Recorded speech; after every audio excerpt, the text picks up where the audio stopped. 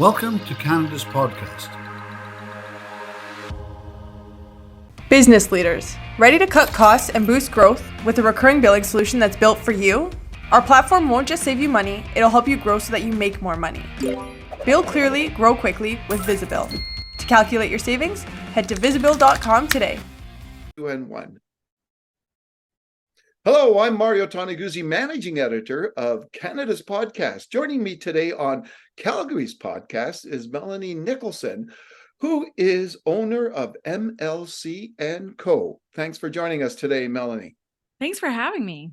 All right, let us start off, I guess, a little bit here and telling us just what MLC Co. is and what you do. Yeah, we are a boutique communications agency based in Calgary, and we really work with companies of all different sizes find their story. Who are you? What's your why? Who are your people? And how can we then elevate that conversation that you're having with your different audience groups? And for some people, that's really public facing. And for some people, that's making sure they're better speaking to their team and that their team feels more connected. So we really come in and help companies figure out their brand from a story perspective and then how they're going to take it forward. So we've been around for coming up on 7.5 years, and really working not just in Calgary, but into BC, a little into Saskatchewan, and all over Alberta as well. Okay. What does MLC stand for? Melanie Lynn Communications. Okay, there you go. Yeah. It's really creative. Yeah. So you've been in this industry for quite some time. I just wondered, what drew you and the why behind coming into this communications / PR world? Yeah, I've been in the industry a long time, but in different facets. And if we look way back, I started in broadcast journalism. I wanted to be on the radio and do news specifically. And I did. And I went to SAIT in Calgary. I went back to BC and I really started my career in the broadcast space. And what that did for me was solidify my interest in the story, in the people, because even when you look at a newscast, it's not just facts. There's always the people behind and the stories behind. Yeah. And so I really took that and I always wanted to then transition into communications and to take what I had from a broadcast background into the media relations space, into the communication space, which is what I did. And for me, it's been a really beautiful journey of being able to take something that I learned at 18, basic broadcast journalism, some of those skills, and I still apply a lot of them today. And I mean, the broadcasting is what has led us to recently start a podcast, because I was able to sort of bring it all back full circle. So, yeah. But it really, everything is rooted back into the story and the people and those relationships. And that's what keeps me going as a person and as a business owner. Okay. Now, being a business owner, what made you make that decision of going out on your own as opposed to working for somebody else? I think I always felt that I would regret it if I didn't try.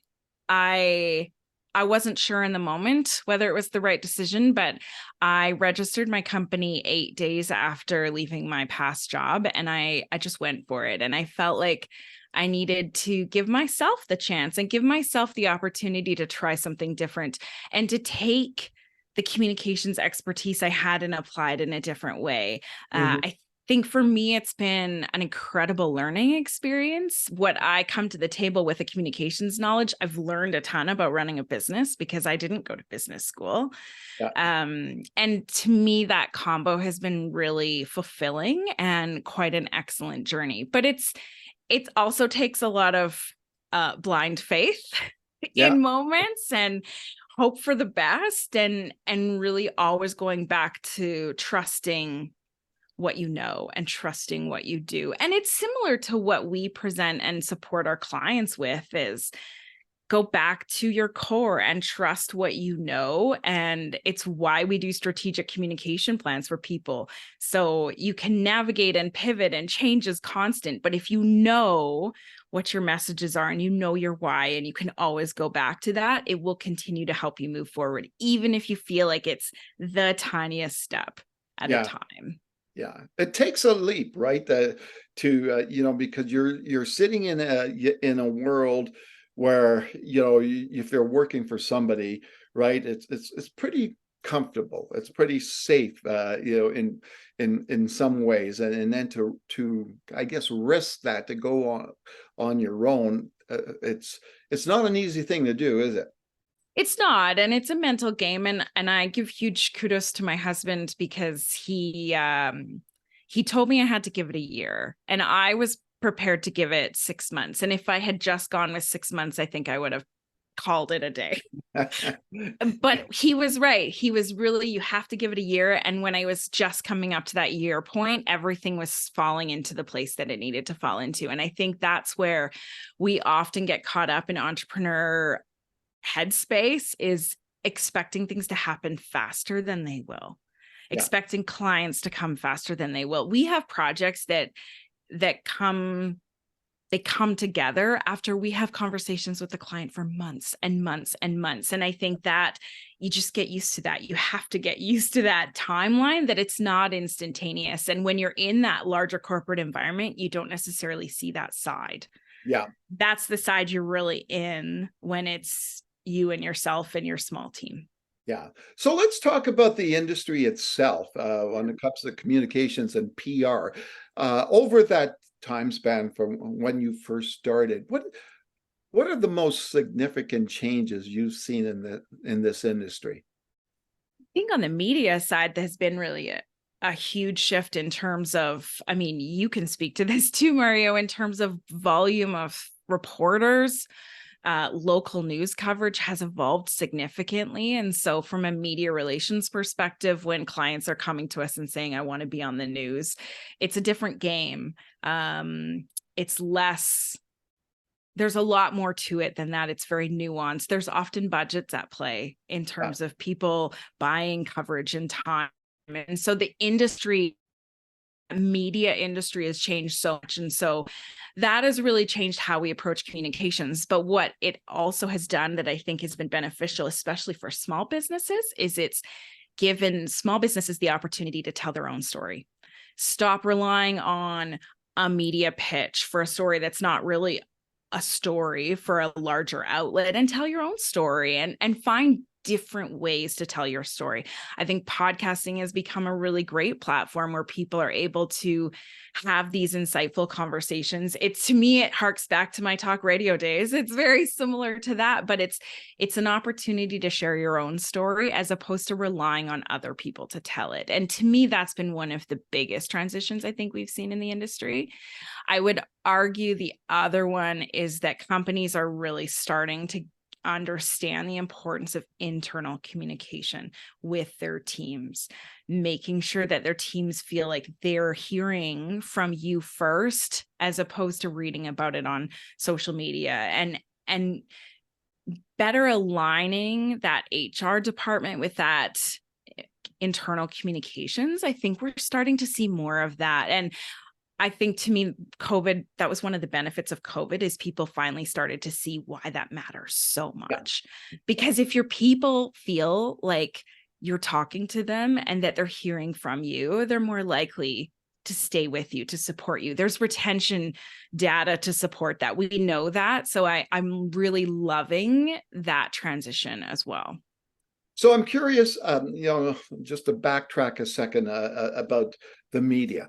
And, having been in there, I've seen how it's been like newsrooms across the country have been decimated. So I'm curious, and it's a funny thing because just the other day I received a note from somebody that's in your industry from Vancouver, and asking me about a certain media outlet here in Calgary, and saying they can't find anybody, or don't know anybody there anymore, etc.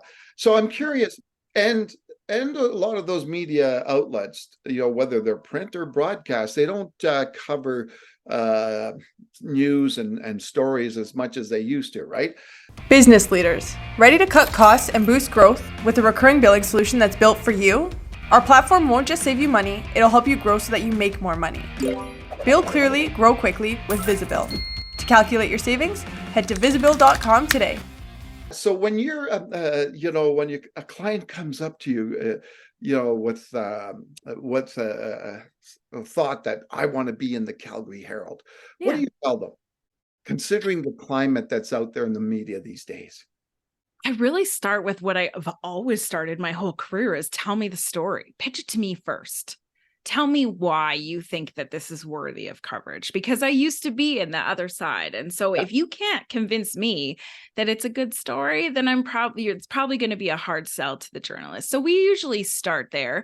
And I also really approach it with, if you really want to go this way, we're going to do it targeted. We're not going to, and I think that a lot of PR agencies do this. This is not new information, but we're not e-blasting to every journalist in the province every story. That's ineffective, and it doesn't show that you even know what's going on. And so we tend to, with all of our clients, if we're really going to go that way, every time we look at and create, who are we talking to? Who are we going to directly have a conversation with about this story? And we have more success that way, obviously, than a blanket news release.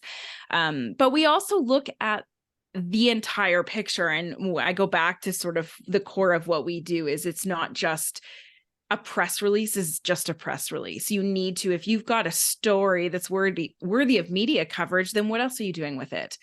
Is your executive director talking about it on LinkedIn? Are you presenting things at conferences? Are you XYZ? What are the other things you're doing to support this narrative? And I think that I want to see more of that. I want to see less of get me on this outlet and more of let's look at the different ways we can tell a story using all of the tools available. Media relations absolutely is a great one when it's the right story. But what else? So if a journalist declines, that doesn't mean that you don't do anything. It means that what else are you doing as well? And I think that becomes really important. So why is storytelling so important? And maybe describe what you mean by when we talk about storytelling. What are we talking about? Like, what stories are we telling, or what are the most effective stories to tell? Stories that really connect with people. I mean, what makes us stop on a video when you're scrolling through your social feeds? What makes you turn up the volume when you're driving your car and the radio? And what makes you choose one podcast episode in a list over another one? It's because there's something that connects with you, whether it's an emotional connection or an education interest connection. It's something that resonates. And so you need to be able to make sure that your story that you've chosen to share resonates with people and that it connects with people. And the beauty of story is that everyone has one. Everyone has a story. And that's what I love about it. It's just finding the right ones. When I look at our podcast lineup that we did a 12 episode season. We've done 8 so far, have dropped. The variety is so amazing. But what's consistent is that they all have such a great story that connects with different people in different ways. And that's what I wanted. I wanted to be able to share some of these stories that didn't necessarily fit a carbon copy of a podcast theme or a news story or something, but they were unique and they were important to share and relevant to today's conversation. And I think that that's what story is. It's finding those moments and those pieces of what makes people fantastic and what people have struggled with and how they've overcome it. And I think that we all need to hear those. Yeah. What is your advice to businesses and entrepreneurs when it comes to social media? I have so many thoughts. My biggest advice is don't rely on social media as your go-to only communications approach. Social media is not yours. You don't own those platforms. You don't own those channels. I mean, we all remember, gosh, when was that? A couple years ago, where Facebook Meta went down and it was Facebook and Instagram, WhatsApp, and small businesses lost thousands and thousands of dollars because they built their entire communication platform, their entire sales platform on someone else's tool. And so my advice is always social is great, and that's fine if it's relevant for your audience and that you're in the right place on social. But don't forget about everything else. Do not forget about your website. You own your website. Use it. You own a newsletter. You can use that. Make sure that you're not relying on social to sell all of your tickets for your event. If that is your sales strategy is, well, can you just keep posting it on Instagram? That's not a sales strategy. So I think that is the biggest thing I get caught up with small business owners. They want sales. Yeah. And they want it done via the gram. And it doesn't work. And I think, I shouldn't say it doesn't work. It can work with the right moment and the right things that align, but that's not a strategy. Yeah. So social media is a tool. It is a tactic. And so when I go back to what I mentioned about those strategic plans, that's the benefit and the opportunity to look at what are all the different ways we're communicating. What are all the different ways that we can make sure that we're telling our story? And how are we telling it on the different platforms? That will serve better in the long run. It might not feel as satisfying because it doesn't necessarily happen in a week. You're not magically going to build a brand. But we play the long game. Communications is the long game, and you're setting yourself up with a foundation for success. Talk a little bit about, I know a lot of these businesses, they want to be in that game, in the social media game, but they just, they don't have the time. Some of them don't have the resources, but they know they have to, and they want to be there. But so what do you tell those types of business owners? Pick one and do it well. So part of the problem that small businesses run into with social is it's a time-consuming endeavor to do it properly. And part of that because they're trying to do all the channels. So you're better off going through and spending a little of time doing some audience research and figuring out where your people are and doing that channel well. I think I've worked with a lot of clients on LinkedIn specifically. How can we use LinkedIn to leverage the business to business conversation that you're having? Because that's who you need to be talking to. You don't need to be on Facebook. Your people aren't there. So doing Facebook posts for the sake of doing Facebook posts is a waste of time. So if you don't have everyone has finite time and finite resources. Yeah. So pick one and do it well rather than trying to do everything poorly. Yeah, exactly. Being an entrepreneur in Calgary, what do you think? Are there any advantages of having a business in this city?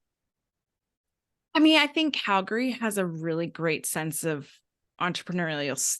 That's a tricky word some days. Entrepreneurial spirit, and we've heard that, and I felt that. And I think for me, one of the biggest things I was nervous about when I started was that I would feel isolated and in my own little bubble. And I have never felt like that in 7 years.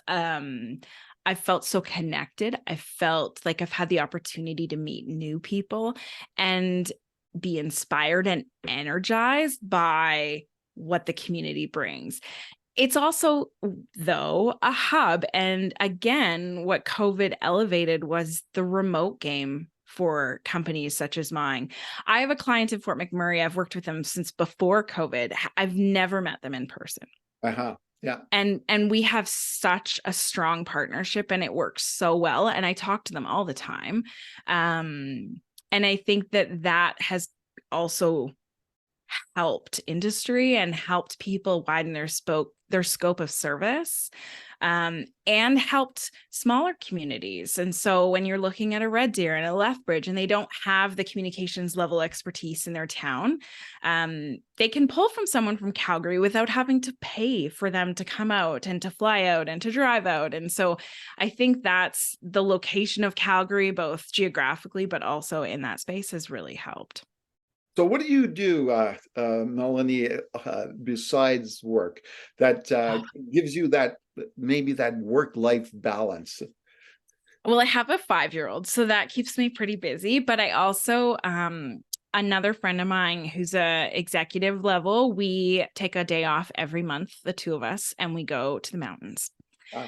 And so we did that this week, and we went out and we hike for 5 hours and we go out for lunch, and it is mental wellness at its finest. And I think that's when you're an entrepreneur and when you're running your own business, it's very easy to get down a rabbit hole with no sense of time in terms of how many hours you've spent that week and where your world is. And so for me, I'm very grateful to have friends who have that similar headspace to me, but also I worked really hard out of the gate to create a structure and some balance and boundaries with my clients from day one. And I have not wavered on that. And I think for me, while it felt really hard out of the gate, I think that was the best thing I ever did.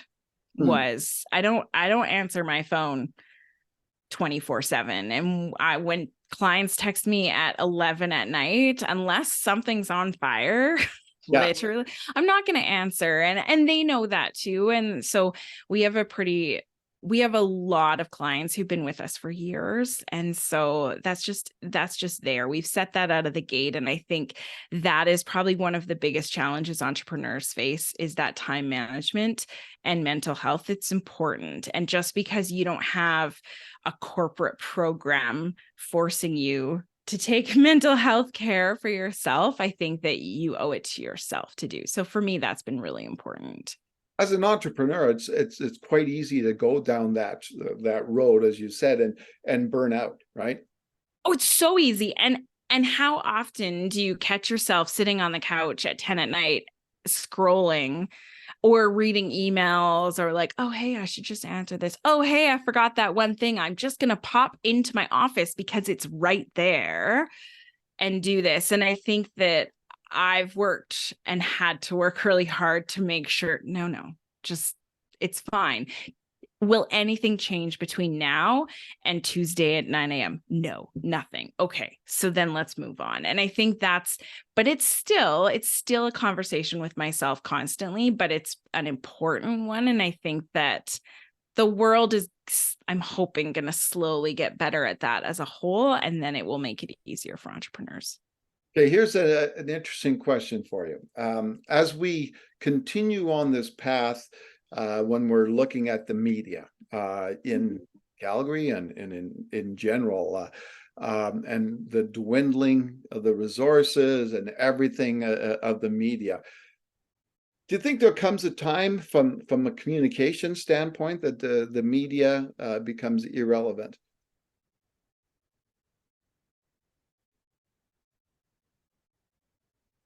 I think it becomes different. I don't think it becomes relevant. And I'm a big proponent of media and journalism. And I think we need that fact-based approach to stories. And there are a lot of opinions on that.